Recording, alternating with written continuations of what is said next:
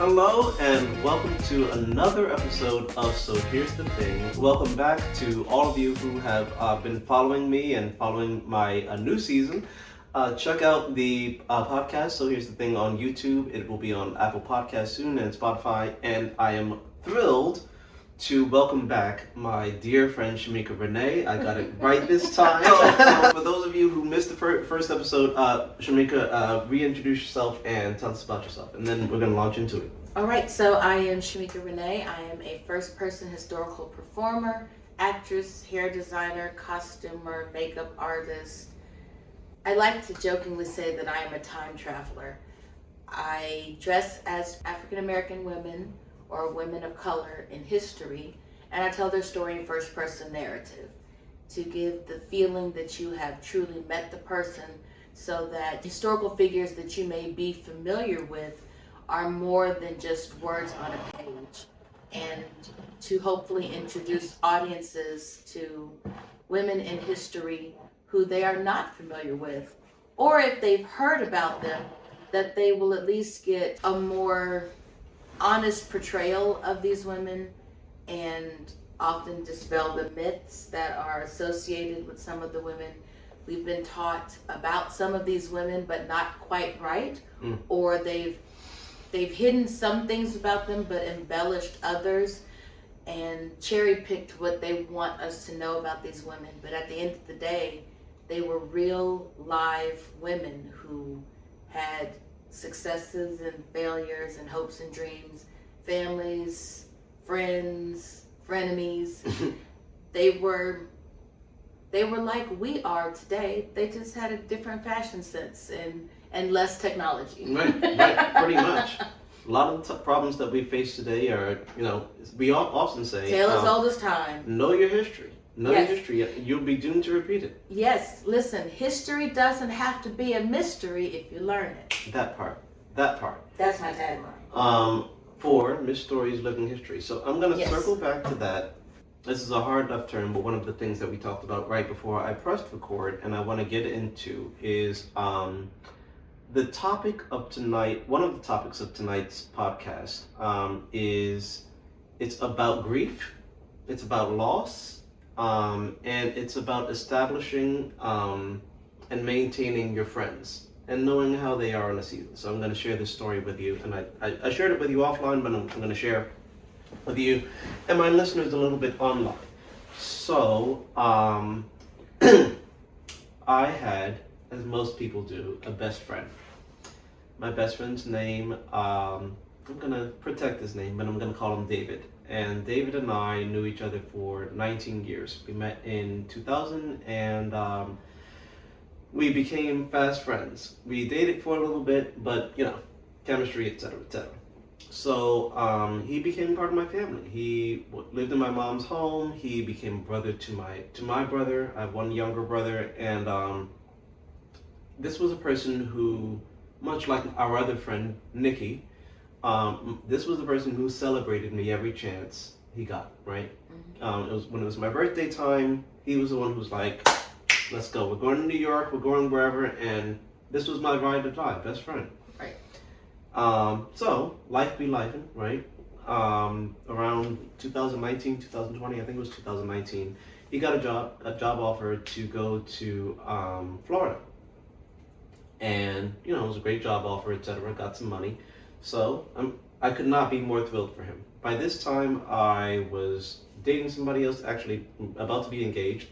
And he was moved on with his romantic life. There was nothing romantic between us. It was just my dear friend, right? So I moved. And for the first, I'm going to say 6 months, we were talking every Sunday. We had a FaceTime date. Sometimes things would, go off. But for the most part, we were trying to keep in contact with each other. And then around the holidays, so my mom's birthday, my birthday, Thanksgiving, Christmas, he was supposed to come up and visit. And he actually booked a flight, as I understand it, and sent me the screenshot of what the flight was going to be. And I was like, okay, great. I'm going to pick you up from the airport. Great. And the day came, and nothing. And the night came and nothing. And I'm calling, my mom's calling, we're like, what happened with this person? Like, where are you? Nothing. Voicemails, nothing. Now the flight is safe. Mm-hmm. Subsequent flights, you know, we're like, well, maybe you got booked. I mean, I don't know what you call it, bumped or whatever. Right. Nothing. And I'm worried out of my mind, right? Because I don't know. This is a person who has moved not halfway across the country. We're in Maryland, but he's in Florida. I don't know, like, if anybody's around him. Is he safe? Right. Listen, there's child trafficking. There's adult trafficking. All kinds of things out here. You know what's going. Right. So did something happen in Uber on the way to the airport? I don't know. So the day and night came. The next day and night came. Then a week came.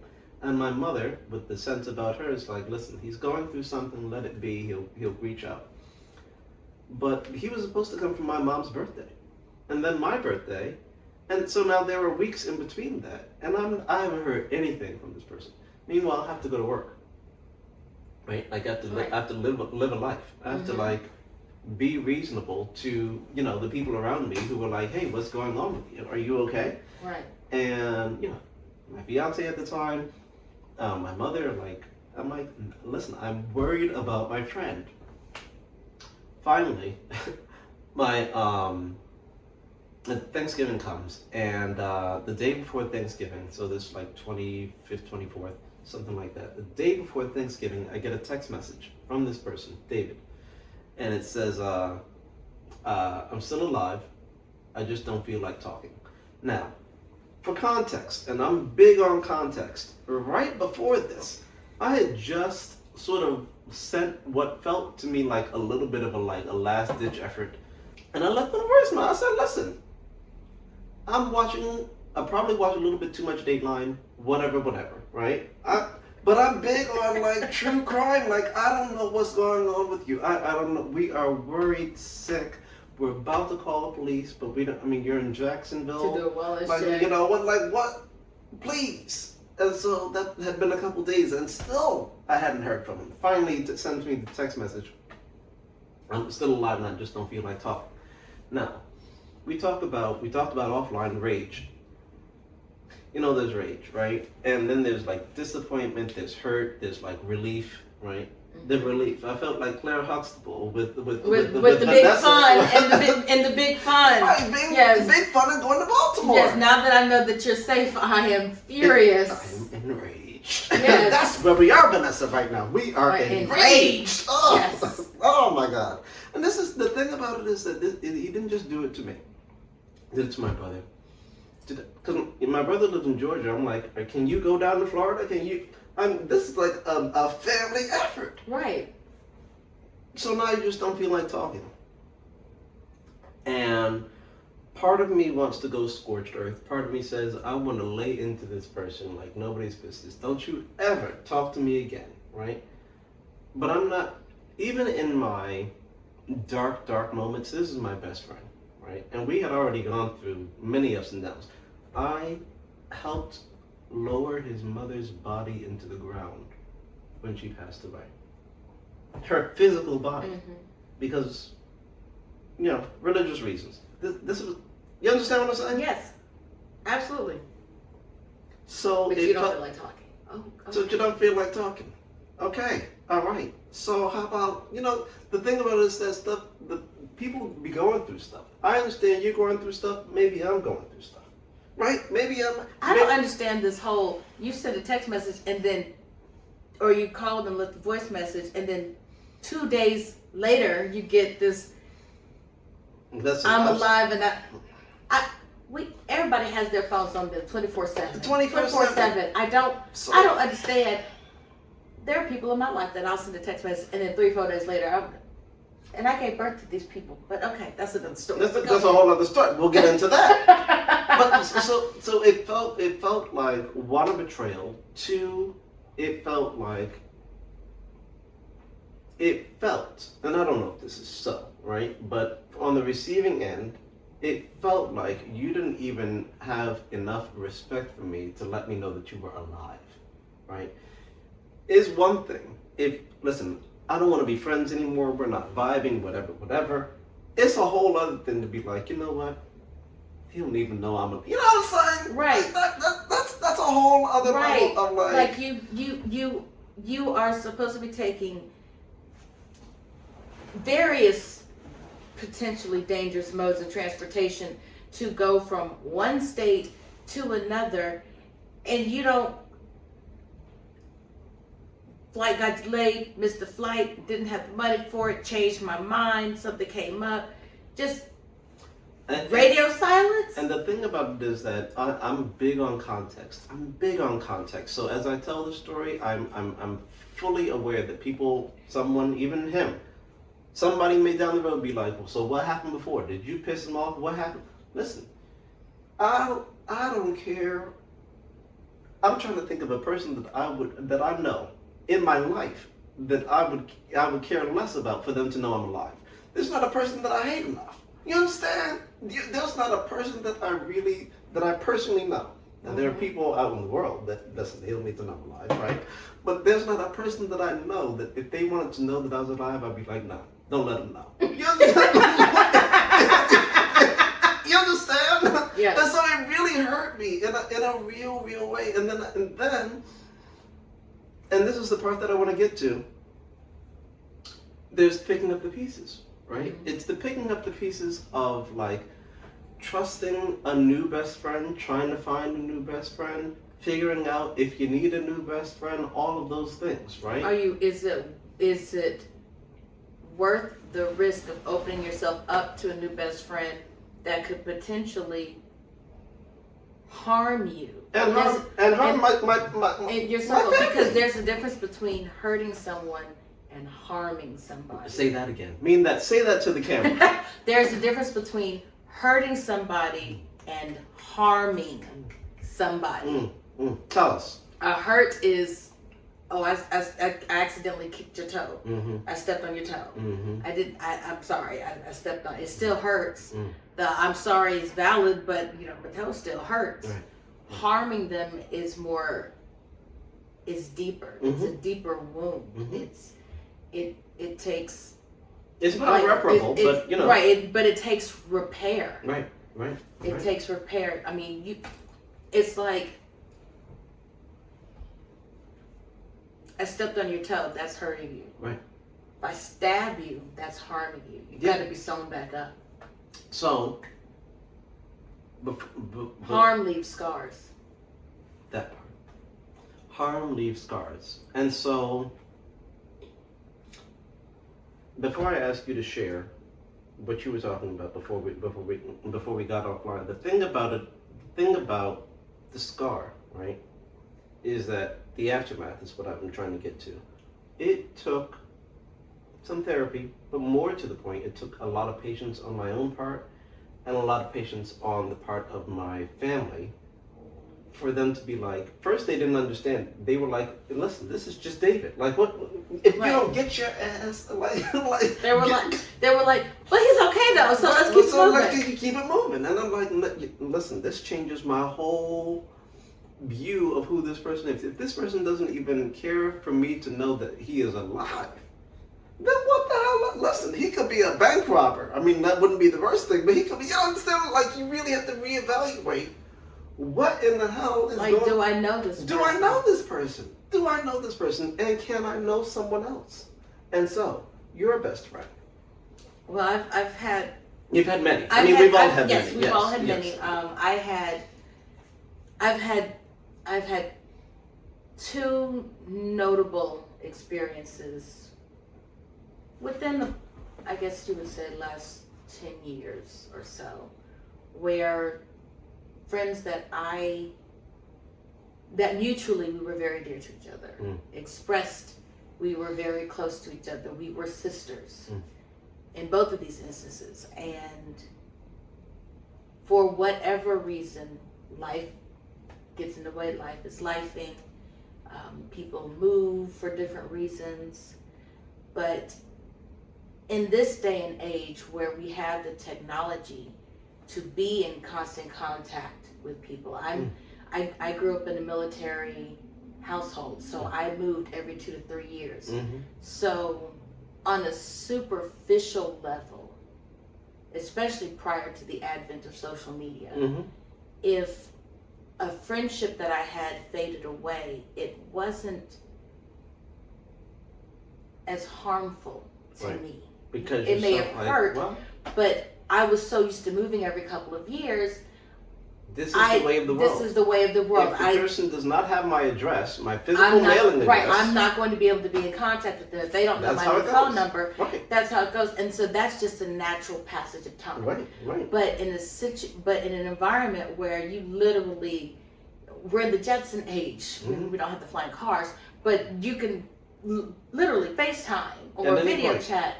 And for these separate instances, for the friendship to wither away with no explanation. So describe wither, because for me, mine was a ghost. Mine was a very cut off. Was this a withering or was it like a? I don't know.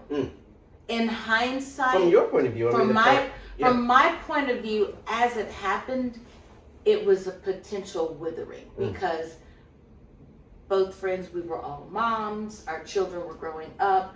We were exploring different career paths, different hobbies. I was getting more involved with theater. They had their adventures and extracurriculars that they were dealing with, plus their children growing up as well.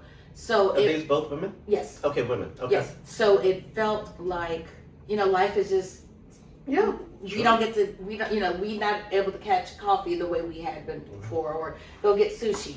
And so, but now that I look back on it, now that I have a little bit of distance, it's less of a withering and more of a, it feels like they ghosted me. That could be my perception. I could be wrong. Maybe something happened on the flip side. Maybe they felt like I ghosted them. So if you called them to this day, would you think they would pick up the phone? Like David, he wouldn't. I don't know. So they are alive. They are alive. Okay. Yes, and I've seen them. Okay. This year. It was very much like we were strangers. That the familiarity was not there. The connection was not there. It was as if I was seeing a stranger. And it hurt, but it didn't. Because I had been hurt for so long, noticing the absence, noticing the disconnect. And, everything is reason, season, whatever. And Can I ask you a question? yes. So, part of what I went through, right, with David, was this idea that I needed to call him out, right? People said you need to let him know, right, what he did, all this stuff, right? And then other people were like, listen, never mention him again. If you had the opportunity, if she did pick up the phone, right, would it be like, listen, let me tell you something, or would it be like, hey girl, hey, I hope you're well, like, you know what I mean? When the one who was still Earthside, when I saw her, I greeted her. We chatted, we caught up, talked about how the kids were doing, etc. Had a couple laughs, couple giggles, and then after that it was like, okay, it's done. And I felt in my heart that was closure. Not so much the closure that I needed, because there were people around, so it wasn't an opportunity to say, so why have you ghosted me? Yeah. Why, when I would send you text messages, I'll get the little red circle where you know that somebody has blocked your number? Why did you block my number if you indeed blocked it? So let's talk about that word right there, closure. Closure. Because so much of what I went through in this David situation was a sense of entitlement. That I was entitled to closure. How dare you do this and not give me any explanation? Right? No explanation at all. And when I tell you I went through it, okay? That said, it's a very Disney American sort of thing, right? Right. We are not entitled to closure. Right. Right? Not. Sometimes things just end. Sometimes people just pass away. Mm-hmm. And you don't get to. And you don't get to. You don't get And that's to. what happened with the other one. Right. I didn't get to find out why did you create distance because she passed away. This other friend, things that had been said in the past, things that had been done in the past, and realizations that I was making about the friendship itself and the foundation that it was built upon that wasn't as sincere as I thought it may have been. I felt like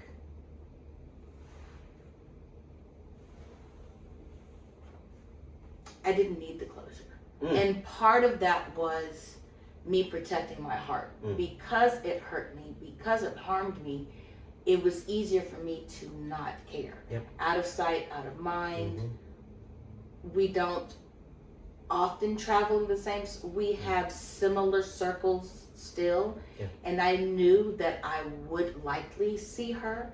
I know that I will likely see her in the future because of certain circles that I am in with her. But I don't allow I've grieved the friendship ending already. Which is what I was going to ask. That is to say, when she passes away, would you be okay with like everything? Would you be like, oh my God, I never got to say? Or would you be like, it's, you know what I mean? Yeah, no, I wouldn't. Because there's still that unspoken. Yeah. I don't know why she pulled away. Yeah. But in the same regard, I know why I have pulled away. Right. And so I felt the distance growing, and then my anger came into like, I beg your finest pardon, because I did nothing to you. Right. There were things that were said to me that were hurtful to me, but yet you want to walk away from me? I did nothing to you.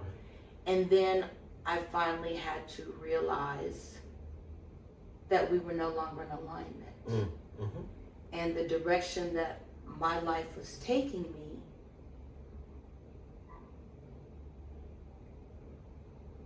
it's not that I would say I didn't need her. Yeah. But You've grown past the point. Right, I did not require her presence in my life to go in the direction that I was being called into. So, if I may, I have a couple of different responses and tracks that I want to go down, but this is good, such a meaty topic, and it so speaks to so many conversations I've had with friends about this very instance, right? That they find themselves at a crossroads of being with a friend, a best friend, what have you, and either the friend completely pulls away or they dwindle away. I had a conversation with somebody recently who I conveyed this very story to. This is a colleague, ex-colleague.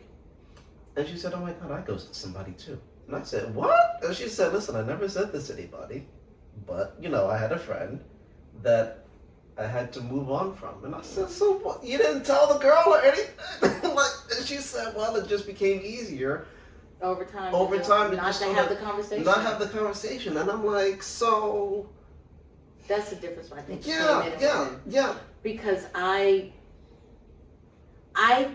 think I know where some of it stems from a previous one of the final conversations she and I had. And I keep replaying it in my mind, but there's a part of me that's I just rather not know because I'm non-confrontational. Okay. So I could be 100% right, and it could be this particular thing. Right. And if it is this particular thing, and she has chosen to not be my friend anymore because of this particular thing, so be it. Right. Peace be unto you. Right. Have a happy life. Have a happy life. I'll see you in Safeway. Right. I would test the waters for another holiday. Nothing. Okay. Then one day she sent me a message randomly about something, and I was like, "Oh, appreciate the information, blah blah blah blah blah."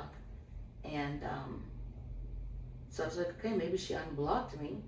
Why she blocked me in the first place, I don't know." maybe her feelings were hurt about something. And, you know, more time went on, and I would send something out, nothing. I even sent a group text once, and I could tell that it didn't get to her. So Oh, wow. like, okay, so I've been blocked. But why? Right. I didn't do anything. Right.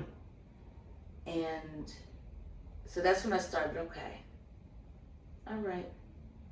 So when I saw her recently, you know, we had the little, you know, everything looked cool. But I just knew something was different. And so I did one final attempt. I sent a message for her birthday. This was after having seen her, after having done the embrace and the hug stuff. No response. And so I said, oh, wow. That's it. Wow. I'll not darken your doorstep. Right. Ever again. I just saw you and gave you a hug. And listen.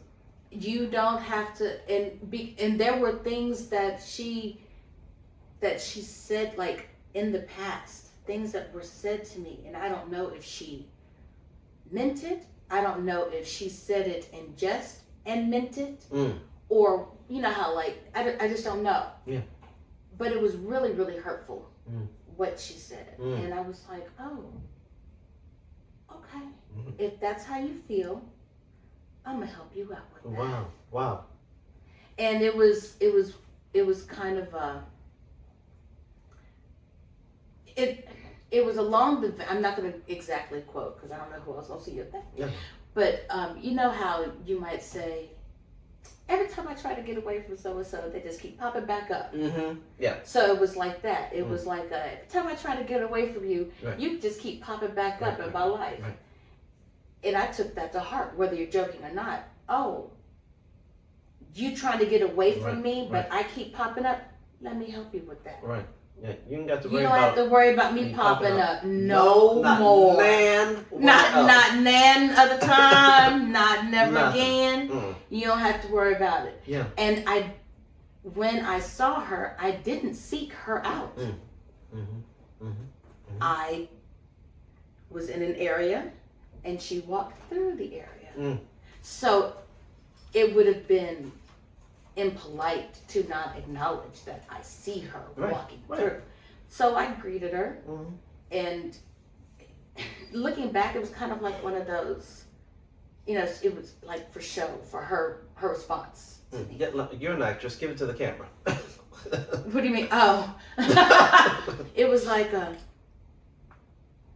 hey, good to see you, how you doing, type. Okay. Yeah. Okay. And so it was, I was like, oh. Now, did she give That's you what we're like? Did she doing. give you like a pat, or was it like? Oh a no, full-on- it was a full on embrace. Okay, a full-on embrace. But I hate the pat. Anybody who hugs me, don't you dare give me no pat, because it just feels very condescending. right, yes, no, it was an embrace, but it wasn't a sisterly hug that it used to be. Yeah.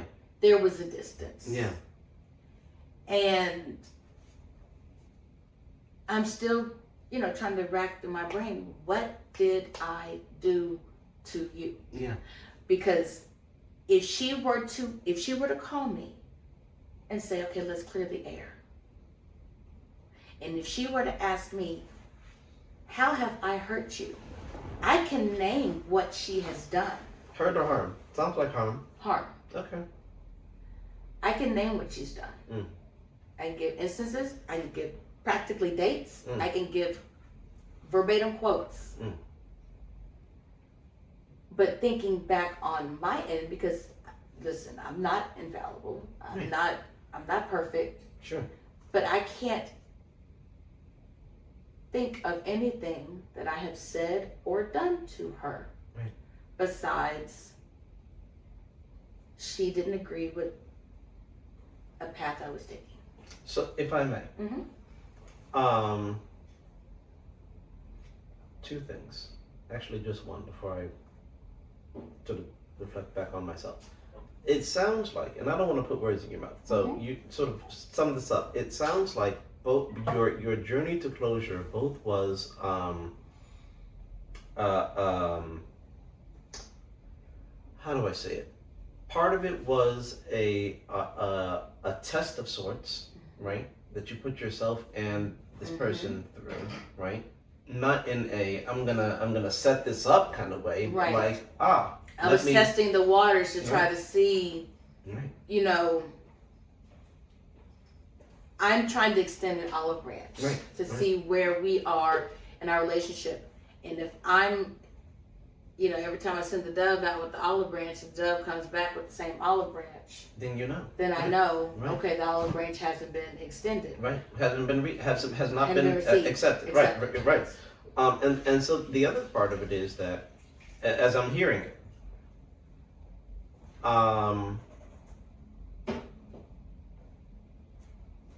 it's about being resolute in your, this is my line, and I'm not gonna let nobody cross this line for me.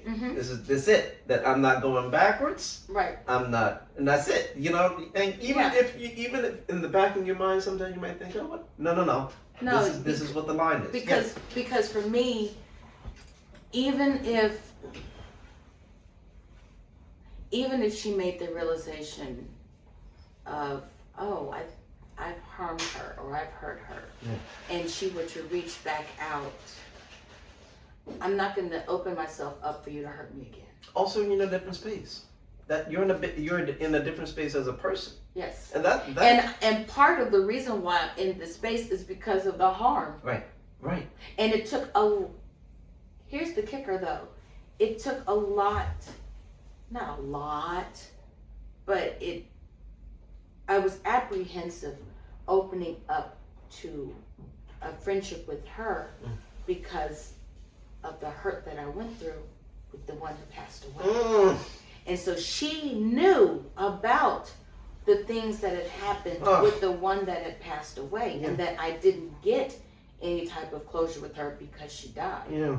So you're armed with this knowledge, and we're supposed to be almost closer than I was with this one. Right. Yeah. And for real though, you really gonna do the same? You gonna do me the same way? Wow. But worse. Worse. And then in my face.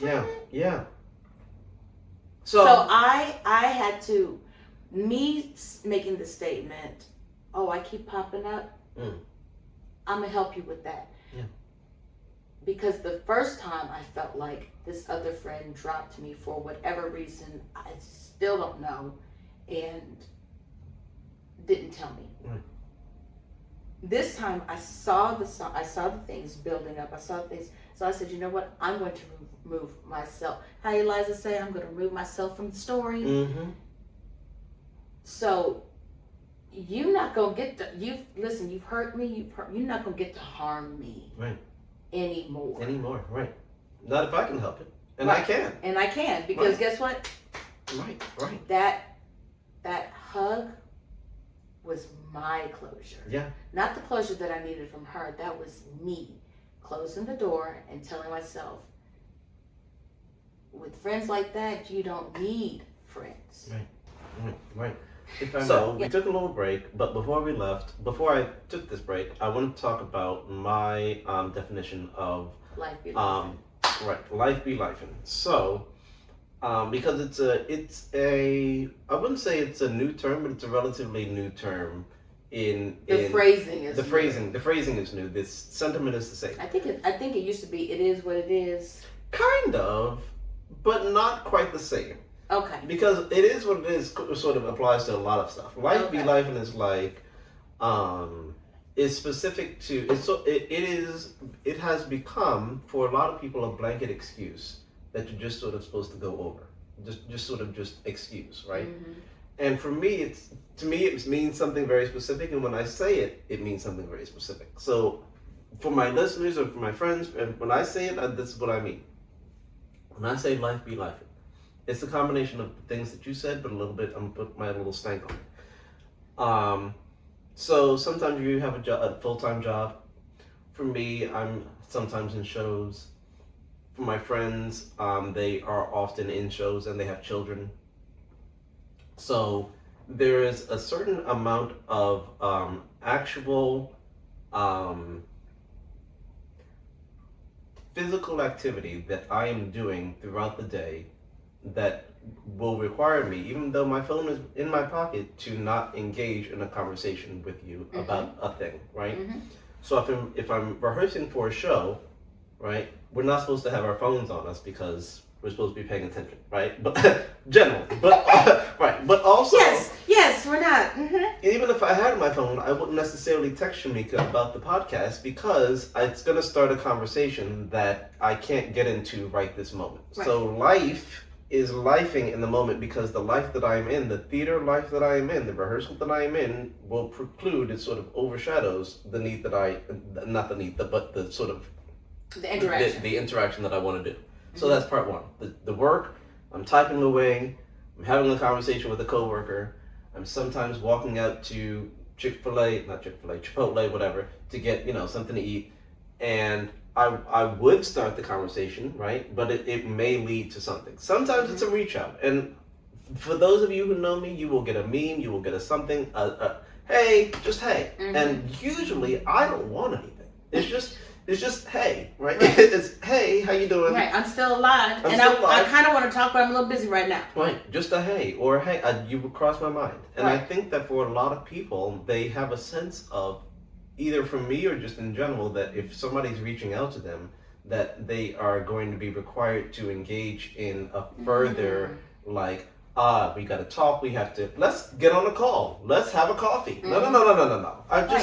You crossed my mind. Somebody's thinking about you. Right. That's it. Right. And I think that for me, when I hear life be lifing, I don't use that as an excuse. So part of it is there are physical activities that I'm doing. The other part of it, and that people don't say, that's kind of baked into it, is the mental health part of it. And it's the not even necessarily mental health, but that's a broad umbrella.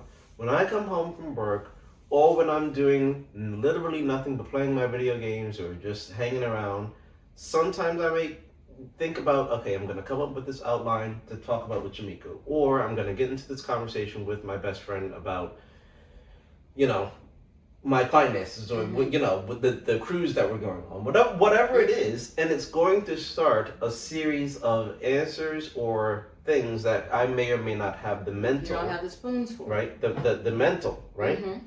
And sometimes it's a combination of mental and emotional, right? Sometimes it is both, like, okay, and it also depends on the person, right? So for me, my life, the life that is currently the thing that is lifing for me is the people who are in my life, right? So those are my close friends that I hang out with on a regular basis, right? Maybe once a week I might see a close friend. That is my husband, right? Who I see all the time. That is my dog, who requires 3-4 walks a day. That is my mother, who requires at least a call a day, usually. I'm sorry, Mom. There are certain interactions in my actual life. And when I invite you into my life, now you are part of the life that is lifing. You understand what I'm saying? Now you are part of it. And so when people leave, I'm like, listen, life is already lifing. If you want to leave, go ahead on. I actually don't need it, right? But I do want to give, I wouldn't say a shout out, but like I would be remiss in having this conversation without sort of acknowledging that people go through, including myself. And just saying that when you say life be lifing, it's okay that, like, I just don't feel like talking right now. And it's not even necessarily a day thing. Sometimes you go through a whole month of, like, just nonsense, just stuff. And even if stuff is not happening to you, it's happening to people around you that you really have to be, like, dialed into. You're giving a lot of your mental and emotional energy to your loved ones who need you. And that is life. That's life. And if you are not a part of that life, then life is lifing right now. I go through. Does that make sense? Yes. Every year I go through a 7-week time span of annual grief. Every year. I know what is going to happen. I know why it happens. Every year. Yeah. It's been every year for this coming up. It's going to be the 25th year. Those of you who may know me know my story, and you may know what I'm referencing. But because of the maturity level that I'm at now, I try to give people a heads up. I let them know, all right, the 7 weeks are starting. The 7 weeks are coming up. You may not hear from me as much. You may not see me as much. I'll be back. I'll be back in about 7 weeks. And some years it's not as bad. Some years I have a show in the middle of that time frame, which helps me not become as much of a recluse. Sometimes I deliberately plan shows and do things so I don't become a recluse, so that I get out and I'm around people. But it still happens, and it's still rough, and this year is gonna be real. And not that I'm trying to speak badness upon myself, but it's gonna be a real intense year because this 2026 25 years will be 25 years. Yeah. On the dot. And it's 25 years. I will be turning 50. So it's all of that, like those milestones coinciding, and it's just like contributes to your life as lifing. Right. It contributes. It's a big part and parcel. Yes. Right? So if I'm reaching out to Shemika and using me as an example. Yes. I'm like, hey girl, listen, I'm waiting on you to be on this podcast, and you're like, life is lifing. That is a broad statement, but unless I know you intimately, right? I may or may not have the knowledge to know that is. But you know what I mean? But you and I our friendship. This is a bad example, but you know what I mean. No. It's actually a perfectly good example. You and I, our friendship is strong enough and has been gone on for long enough. I mean, you were my understudy. You were my understudy. Yeah. He was my understudy many years ago. Many years ago. If you know, you know. Somebody is watching. Somebody is watching this and cracking up. Ricky Lacewell. Listen. But if you were to be like, Shemika, I'm waiting on you about this podcast, and it is March, between March and April, I'll message you back. Marquise is 7 weeks. That's all I would have to say, and you would know what I'm talking about. Of course. Right. But I would have the wherewithal to tell you. Now, other folks who I've just met or that I'm not as close to, I'll say, I'll have to get back with you. I'm otherwise indisposed. Yeah. So the other thing, right? Before, because there's a couple other topics we're already like well into this, but there's a couple other topics I want to touch on. The other thing we should just do the podcast together. I do need a co-host. I am best when I'm not by myself. The other thing, how do I find closure, right? I did not find it alone. That's the big one. Same. I think a lot of people go through this type of thing, ghosting or a dissolution of a friendship or whatever, and I myself absolutely turned inward and was like, what did I do? Is it something I did? And then if it is something that I did, or if it's something that I did or something that I'll never know, I'm constantly like, in each new friendship and current friendship, I'm like, do they just like me because I'm cute? Or, like whatever. I mean, I don't know. You just start questioning a bunch of other stuff. Do they just like me because I'm a good actor? Why did the people who ghosted me like me in the first place? Did they really like me? Or was I friend adjacent? Right. Like, they knew they were going to have to be around me, and so they tried to like me, but then they just, after a while, just couldn't do it no more. Because maybe that has happened in my mind. Okay, that friendship didn't, and then this one didn't. Maybe I'm the common denominator. Maybe it's me. And I will tell you that one of the most common statements that I've made to myself, right? And I've learned to speak differently about myself, even to myself, is I know that I'm a lot. I used to say that all the time. I know I'm a lot. And the thing about that is that sort of puts this idea out there that I am too much, right? Mm-hmm. And I'm more than enough, but I'm never too much. Right. Okay. Listen, y'all just need to come up. Right. You need to elevate. And I think that I went through a period of like, oh, was I too much for this friendship? Did I overwhelm, or did I do something? And there were people around me, and they were I did a lot of sort of self work, right, to figure out that the people who love me for me, they could not get enough of the light that I have to share, right? Mm-hmm. They love all of the fact that I am a lot, and they want more of it. They're like, listen, we wish you were more of this all the time. Right. And so because they're a lot. Yes, because they're a lot. Birds of a feather. And listen, it just, for me, I just came to the realization, because I had that fear too. Maybe I'm too much. Maybe. But then I started seeing different things online as, no, maybe they weren't enough. Right. Or maybe they were in my life for a reason and the season. Yeah. And now that I've grown to the point where I don't need what it was they were giving me. Right. Or what I thought I was getting from them. Right. And part of how I got closure was other relationships and other friendships that are dear to me, that sort of fill the space? That filled the space and understood when I said, I'm not allowing myself to be hurt anymore. Right. Or harmed. Mm-hmm. And for the other people in my life to say, good, I'm glad, and I support you. Yeah. Yeah. So, as we round out this topic, first of all, I want to thank you for sharing everything that you have shared, and thank you for listening. That's a big part of it. I think that part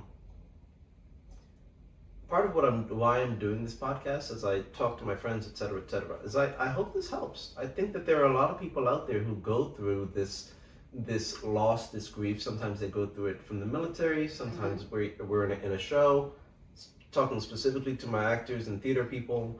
And you go through this period of, I'm really like in with this person, and we're like in lockstep, and then for whatever reason, life be lifing, or whatever it is that happens, and you find yourself looking for closure, put it that way. And the only person that's what cast parties are for. Well, that part. But really, the only person who can provide closure is you. Yes. Don't look for somebody else to provide closure. You have to do it for yourself. That's the biggest sort of lesson that I learned from this, is that I kept either hoping or expecting a conversation with David, or hoping that something was going to happen. And ultimately, I just had to do it for myself. I just had to say, listen, by becoming a recluse, right? By going into myself, I am denying all of my friends and family who are like, we need you, come on out, Marquis, where is your light? And I am shutting it down for what? For what? Right. You understand what I'm saying? Right. So, thank you. All right, so we had to cut this conversation a little bit short, but I promise I'm coming out with the final installment of my episode with Shemika for So Here's the Thing. Please like, listen, follow, and share, and in the meantime, love yourself. Thanks.